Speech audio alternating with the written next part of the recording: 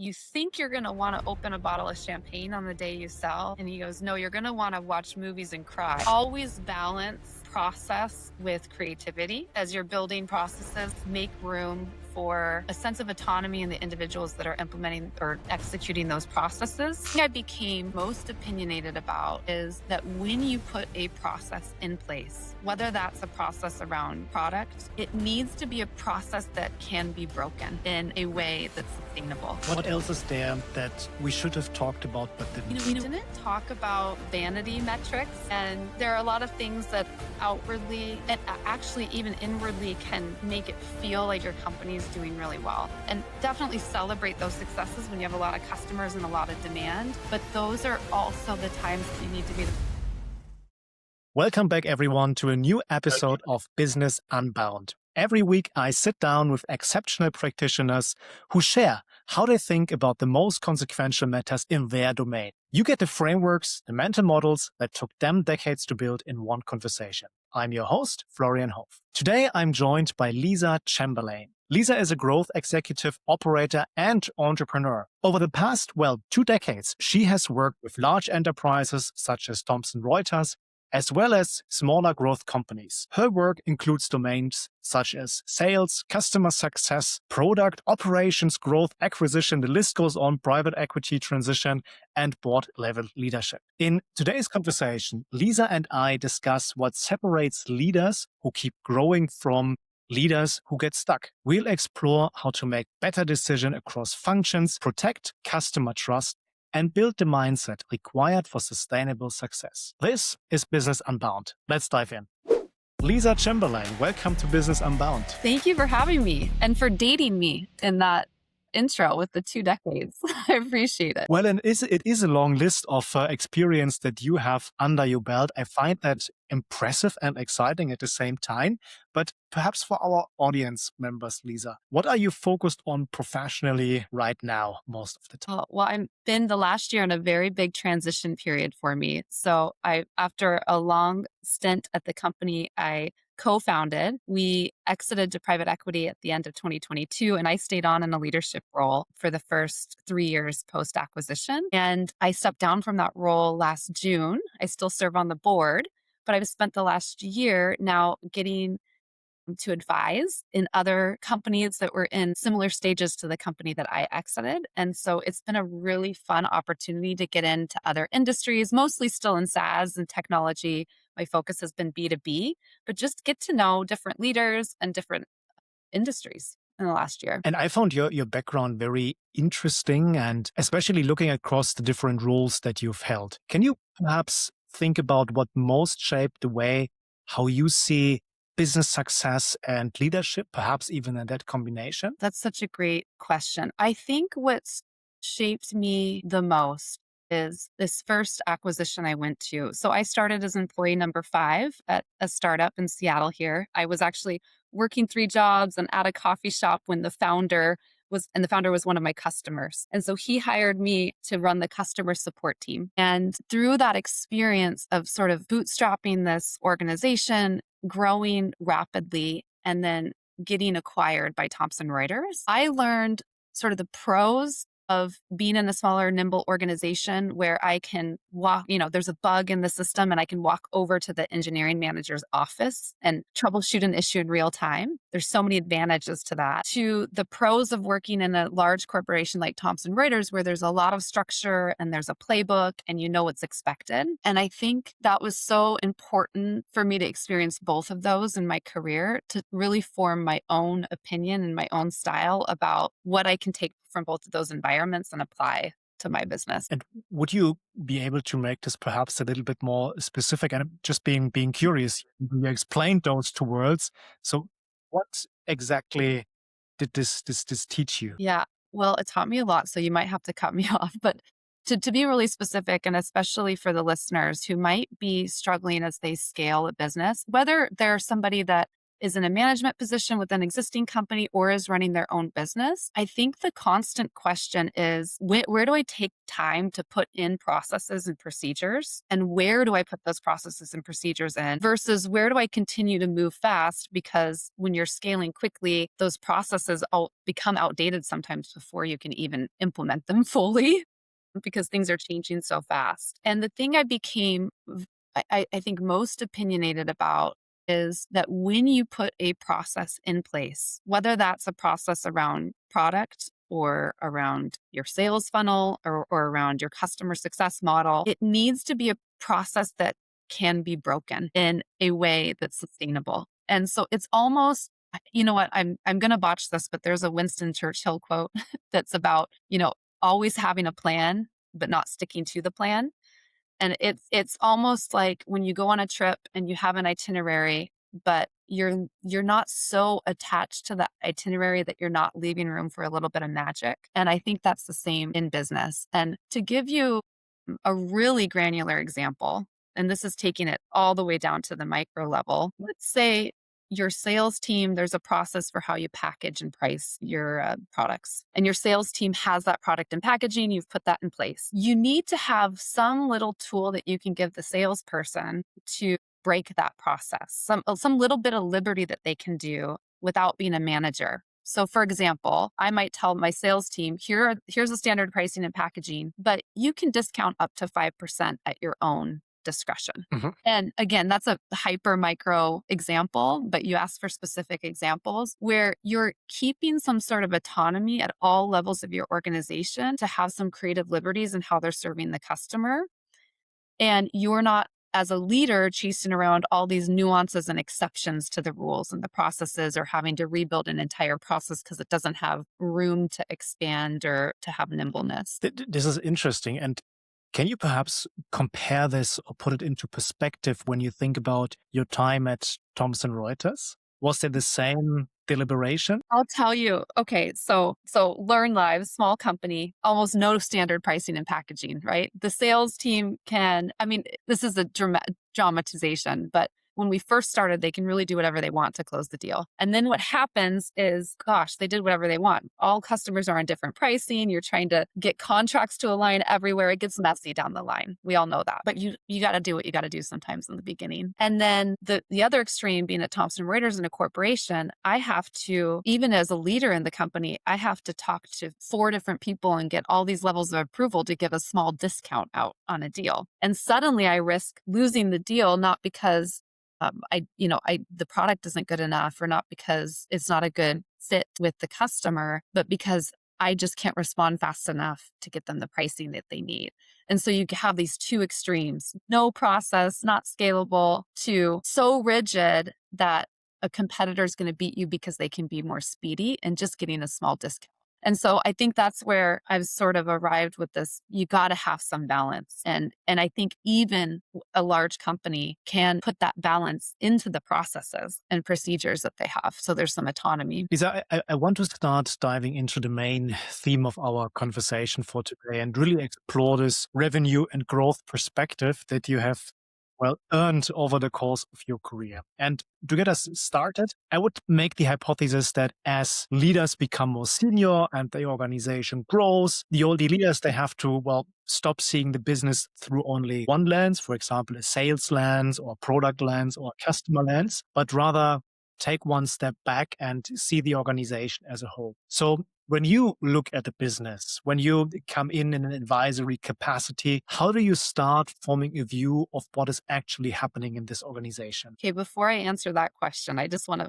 point of clarity on how you're asking that. You just talked about how as you get, more into a leadership position, you have to have more oversight over all of the functions of the business. And that is actually a problem that sometimes I see, is that oftentimes that's supposed to happen, that should happen. But sometimes what happens as a leader progresses, especially in a bigger environment where they've progressed in just one product, one area or department. So let's say they started as a customer service rep, they became an account manager, then they managed accounts, whatever the case may be, they actually tend to get or can tend to get more siloed in their role. And then as a leader, suddenly, if I'm a product leader, every solution is product focused. And so, and then the opposite can be true. Sometimes a lower level employee can actually be on the ground and they understand how everything works together. They understand that their sales demo is not going to go perfect if the product we released last week has an issue in it that they didn't know about. So anyway, just to kind of clarify that point, I think you're right. You do have to have a bigger lens as you get further up in leadership, but that doesn't always happen. And when I come in, so the question that you did ask is, how do I start to diagnose some of these problems? I listen. It's a very simple answer. And I think most people in my position, their first answer would be data. And that's absolutely true. I don't want to discourage anybody from listening that what they hear about looking at the data is so important. But oftentimes when I come into some of these organizations, they don't have the data that we would normally look for in a larger organization. We talk about net retention revenue. They might not even know what their net retention revenue is. They might not have a CFO yet. And so you really have to listen to some cues. And the big cues come out when there's frustration, internal frustration. You hear the customer team frustrated that sales is overpromising. You hear sales team frustrated that the product isn't developing fast enough. There's not enough releases. You have the developers or engineers frustrated that maybe they don't have time to clean up code because they're being asked to move too fast. And that's, I think, the best way to start to tell is to hear where some of those friction points are. And then, like I said, of course, the data doesn't usually tell lies. Mhm. So when data doesn't tell you lies, what does data in fact tell you? And I mean, there's all sorts of data that you could possibly look at, but what is important? Yeah, thank you so much for asking that, because data doesn't tell lies, but sometimes the data that you're choosing to pay attention to does. So it's like we all say, if you're searching for a particular answer, you're going to get it. And, to give you a personal example, if I want to decide, I'm trying to make a decision in my life and I really want to hear certain advice, I know which friends I can call that are going to give me the advice that I'm looking for, and which friends I can call that will tell me what I don't want to hear. Right. And in business, it's the same way. So if you really think that you need to care about the pipeline, you're probably going to have a lot of data on leads and what your pipeline looks like. And there's going to be a lot of reporting on that. And so that can sort of, what data is being collected also tells the story, not the data itself, but where is the business looking at certain KPIs versus others. So they might be looking at, and this is what I like to touch on a lot, because I'm intentionally using this pipeline example because so often they look at pipeline and they're not looking at the speed of implementation, the implementation metrics, or the retention and growth metrics as a top line data point. I have this image of a leaky bucket in my mind, and I don't know where I heard it the first time. Can you explain for our audience members who may not be aware of that image, what it entails, Yes. what it So means? of course it's you're pouring water and there's holes at the bottom of the bucket that you're pouring water into. And what can happen is, if you're pouring water fast enough, you might not even notice the bucket is leaking out the bottom. But what will happen over time is, if that water source becomes less powerful, right, that eventually the bucket is going to drain. And that is the challenge, is sometimes a business is doing very well. And, at the surface, the leads are coming in, they're closing deals. But if you don't pay attention to those leaks at the bottom, it will eventually catch up to you. And because there are things beyond our control, right? There's the economy, COVID, we saw it happen during COVID. Many businesses, all of a sudden, there was no water going into their bucket. The businesses that did really well were the ones that had no leaks. Lisa, being mindful that there may be a risk that what I ask you next is something where I catch you on cold feet, or you don't have an opinion on that. But Yeah. is this leaky bucket phenomenon perhaps something that we currently see as it relates to LLM and AI companies? Take your Anthropics and OpenAIs of the world? I don't think you stumped me, but you definitely have my gears turning. I would like to say that history repeats itself. Mhm. And I think we can't put all the AI companies, we can't put all the LLMs into one bucket at all, right? But now I'm continuing the bucket analogy that you started. There's many buckets. I think what we will see, if I had a crystal ball, is what we've always seen, which is the companies that are paying attention to the holes at the bottom of their bucket. It's not about the technology itself. It's not about AI. It's about the ones that are actually paying attention to sustainable growth and the holes at the end of the bottom of their bucket that are going to last. Will they last without layoffs? Probably not. I mean, these companies are growing so fast and had such an infusion of equity that there's going to be some highs and lows, but will they be successful in the long run? Some of them will be very successful, and it will be those ones that are growing sustainably. And listen, these companies have more data. They have less excuses to not perform well because they have so much visibility to how the customers are using their products. Fair enough. And perhaps back more narrowly to your own experience. Now, you come into an organization, you start asking questions, you start looking at data, you start determining where the friction points are.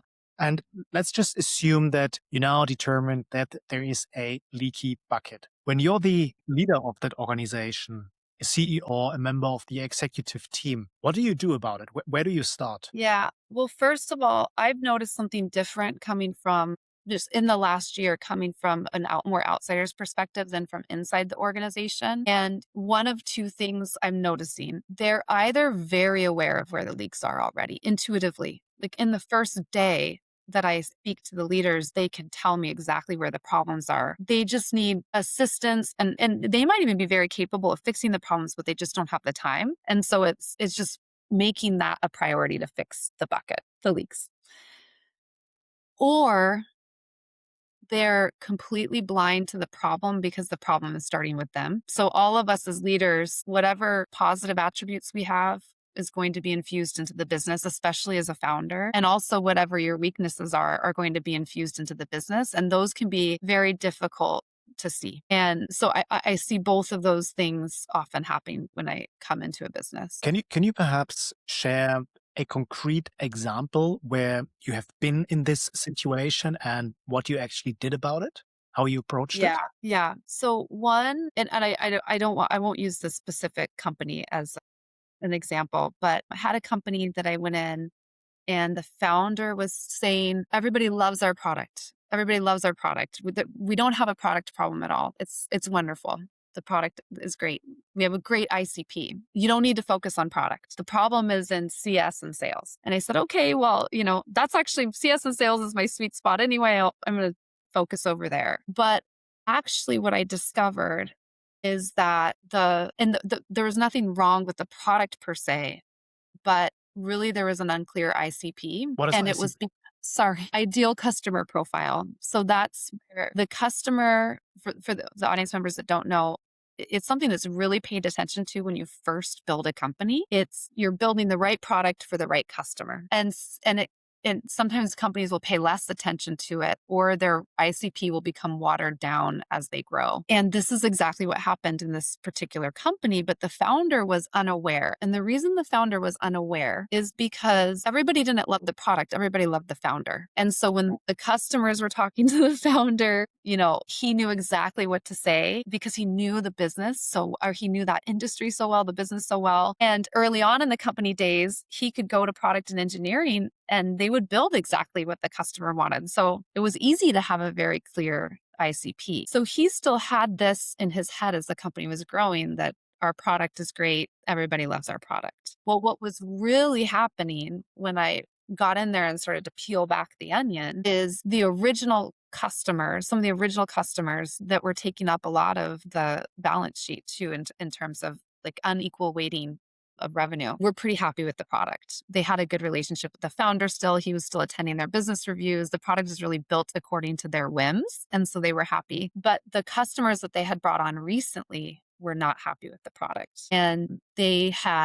customers that are brought on recently were brought on not by the founder, but by the sales team he had hired. But that wasn't being reflected in the data yet because these customers' contracts had not started to renew. But the customer team could feel it. They were getting more tickets from these smaller customers. They were sold to based on the way the founder originally sold, which was, we can kind of customize everything for you, but that wasn't actually true anymore. So we can't customize everything for you anymore now that we have 200 customers and not to customers. And so the problem really became, how do we keep ICP tight? How do we strengthen our sales process to be reflective of what the company can deliver on today, not yesterday? And then how do we make sure we're developing our product in a way that's scalable for all customers and that we're continuing to sell our product as it exists rather than as this future state?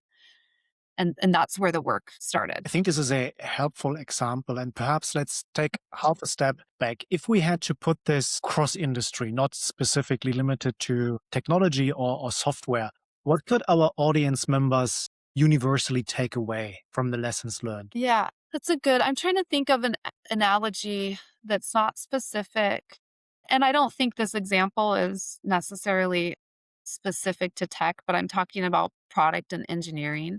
I'm going to give you the example that I gave my company when we decided to take on additional fundraising dollars. You have a mom and pop bakery. That's a term we use in the US, like a local, family run business. And everybody loves the bakery because you come in and the grandma is there in the back, baking the fresh baked goods, and the daughter is at the espresso stand, and everybody knows your name. And that's why the business is succeeding, is because it feels familial. And then people's word of mouth starts happening. Your leads increase, right?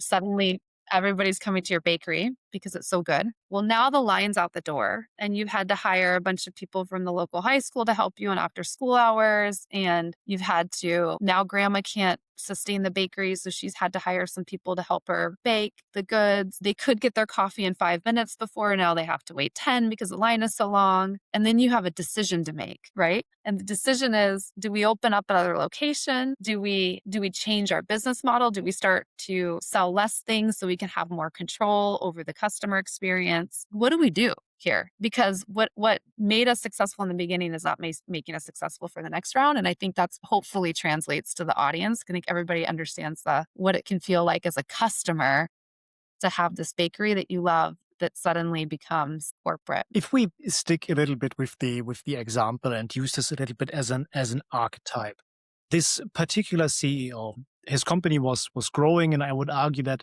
the skills that helped him and his organization, and also your mom and pop bakery shop, the skills that they had are not always the same skills that they need to grow both the business and also as leaders personally. At some point, I would even argue further, leadership becomes less about doing things operationally in the business, but more about creating clarity, creating trust, alignment, and exercising business judgment.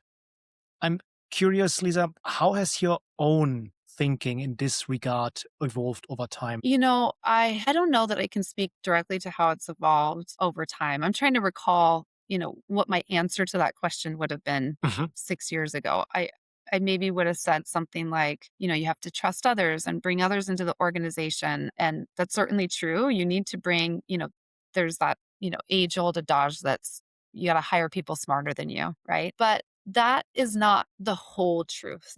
What you really need to do when you're at these sorts of inflection points is start with the customers you already have before you start looking at the customers you don't have yet, or the customers that recently came. Because whatever that magic was in the beginning that those early customers adopted, there has to be a way to preserve that as you bring other leaders in. Because as you said, what got you to the one place is not going to get you to the next place. But I do believe people can evolve and scale. And what can happen is, if you just take all the advice and hire in the right people and bring in investors, and they've done this a million times before, is you lose that magic that makes your business different. And eventually a competitor will come in that has that magic. And steal your existing customers. Yes. So what is it then that ambitious leaders, entrepreneurs, executives, as they scale the organization, but also their own mindset, need to learn or unlearn even? Yeah, there's a leader, Molly Graham. If nobody's following her yet, I highly recommend you follow her. She was at some very big companies, including Facebook, now Meta, as they scaled. What's her name again? Molly Graham, Graham. And she has a famous TED Talk about giving away your Legos, that you have to constantly whatever the tools are that you built with, you have to constantly be giving them to the next person instead of holding on to them and thinking, only I can do this. Mhm. But the other thing that she talks about that I absolutely agree with is culture, whether you like it or not, is defined by the founder. And we can see this in companies, public companies that have really strong founders, but it exists even in companies that don't. And that doesn't mean the founder needs to be involved in everything. That means you need to, when you're building your systems, you can't just build the system because you read the book about the system or you brought in a corporate leader that knows how to build systems. You can't do that. When you're doing that, or you can't do that, just do that. When you're doing that, you need to think about what that's uniqueness is that the founder has, and that the original customer experience it was, and how you can infuse that into the system so that the customer is attached to your company and your product, not a certain person. And that's a really hard thing to do. I'm not here to say this, go do this and you'll be fine. It's incredibly challenging. But the companies that do it best, like Apple, still has the culture of Steve Jobs, even though he is no longer with us. And you can still feel what it feels like to be an Apple customer when you open up their packaging, because they've somehow figured out how to still give customers that feeling as they scale. And there are other companies, I mean, people use Apple often as an example of this, but there are other companies that your listeners probably can already think of that they're very loyal to. And I'll give you an example. For me personally, I'm very loyal to REI. Do you guys have REI in Germany? Explain further, maybe. Doesn't ring a bell. Okay, REI, it started here in Western Washington, which is where I live, and it's an outdoor equipment company, REI. Yeah. Recreation equipment, it's something. I don't know what it stands for. A life outdoors is a life well lived. Interesting Yes. slogan. Yes. Okay. And it was started by a local mountaineer Uh-huh. here in Washington State who was a mountaineer guide. So that's part of their story, right? I will sometimes, they're now a big company. And what happens when you're big is people become less loyal, right? Because they say, I don't want to give the big company my dollars.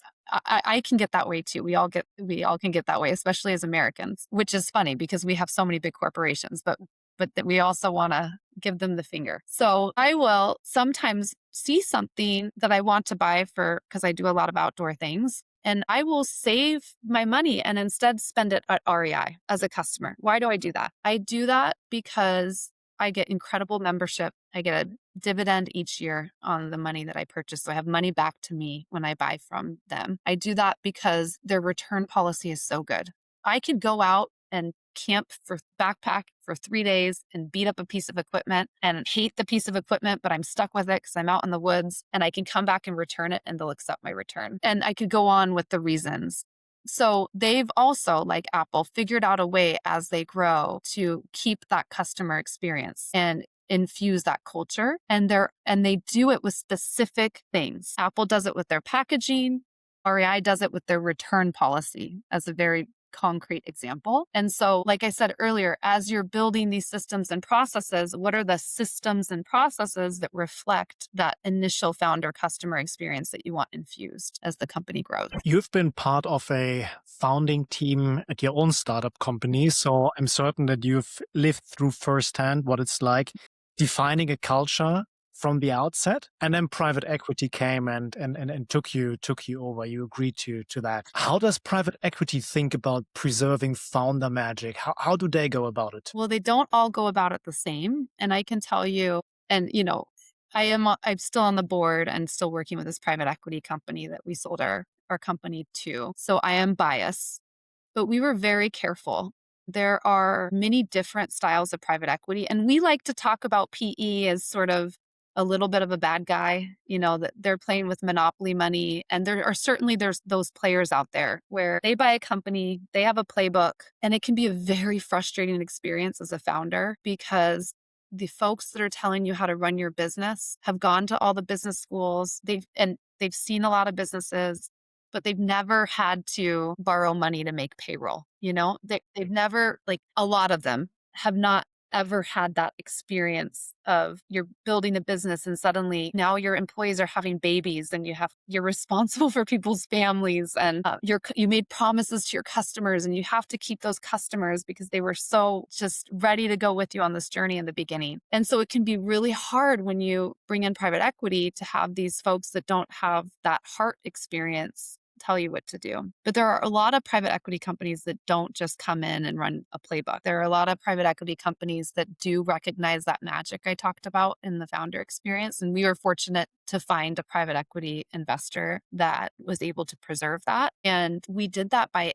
interviewing other founders that had taken on that same investor money and or from that same fund. So I just highly encourage you, if this is something you're considering for your company, that you ask other founders in their portfolio what their experience was like. And they will probably all tell you that no matter how good the PE firm is, it's heartbreaking. But it can either be heartbreaking and the company does well and the customer experience is preserved, or heartbreaking and you've sold your soul to the devil. There's different kinds of heartbreaking. So just know it's going to be heartbreaking, but what can you deal with? And can you perhaps share a few insights? I mean, you mentioned you talked to other founders who were on the edge of or sold to private equity in the past. What did they all have in common? I don't know that all of them thought it would last longer. Time went by too fast. So some of the founders I spoke to didn't ever think they were going to sell to private equity, but they reached that space in the business, like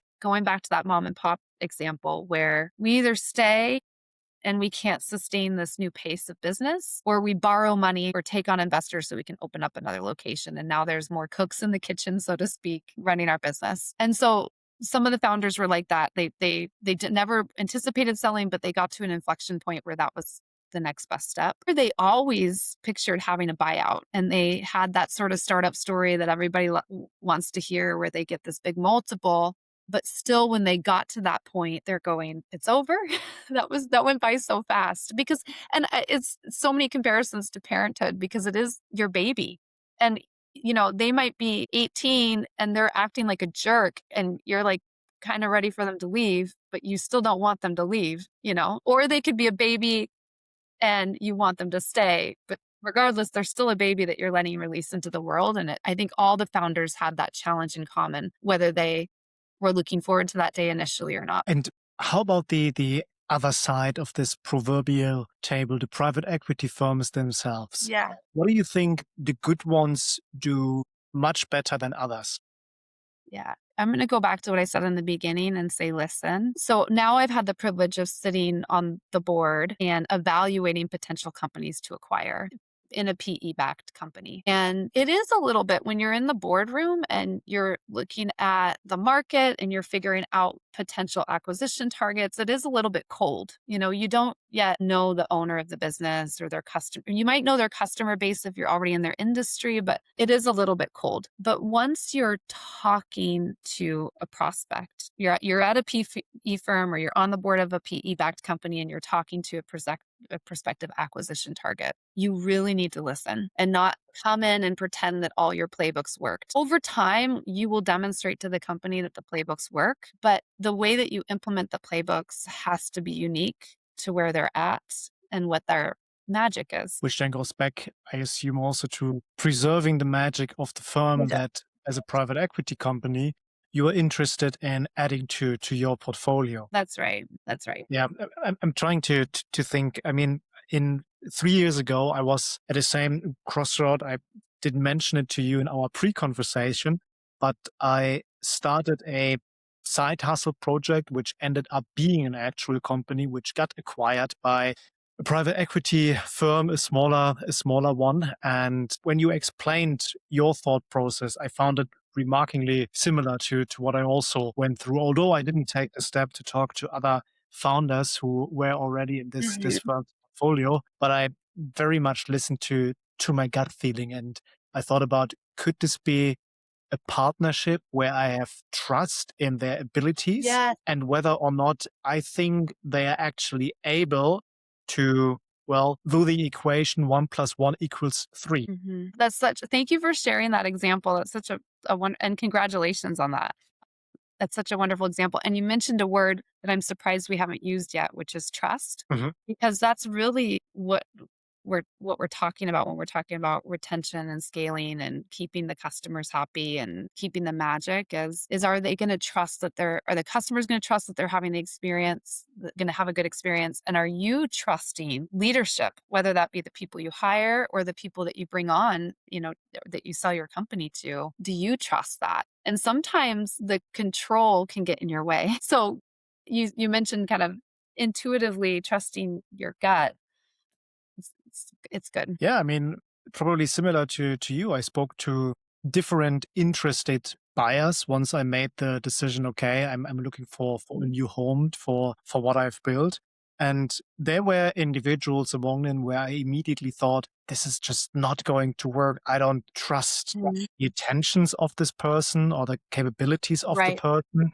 And in my view, it's perhaps a combination of all of this capability, intention, integrity, which all forms, like, at least in my mind, trust in the end. Yeah, yeah, that's so well said. It's interesting too is the buyer when you sell a business, and oftentimes you have to stay on. And we don't have that when we sell a home or we sell something else. You just get to give it to the other person. You don't have to stay on or have this relationship. So it's just such a unique thing, business. It's unlike selling anything else. And that's why I think we compare it often to more relationships or family than we do other transactions.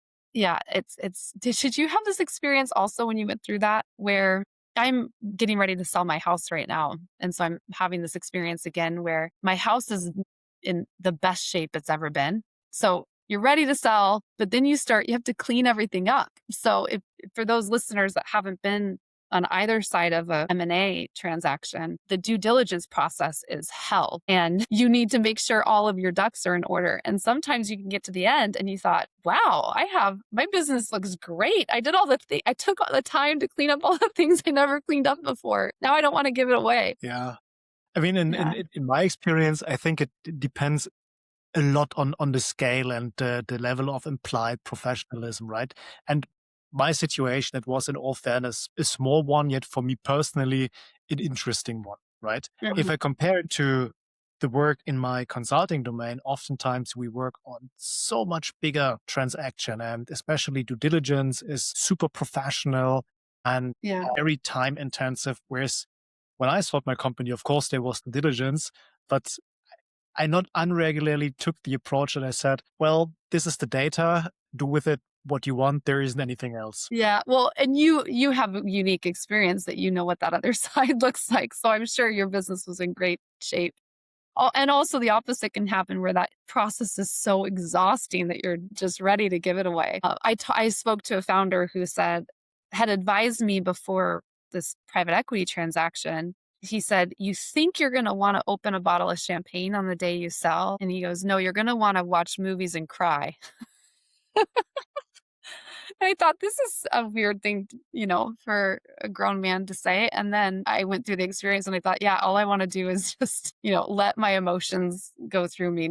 I don't feel like celebrating so much. No, same. And I do feel resentful in a way. I mean, in the end, it was the right decision for me, but I don't think about it in a cheerful way at all.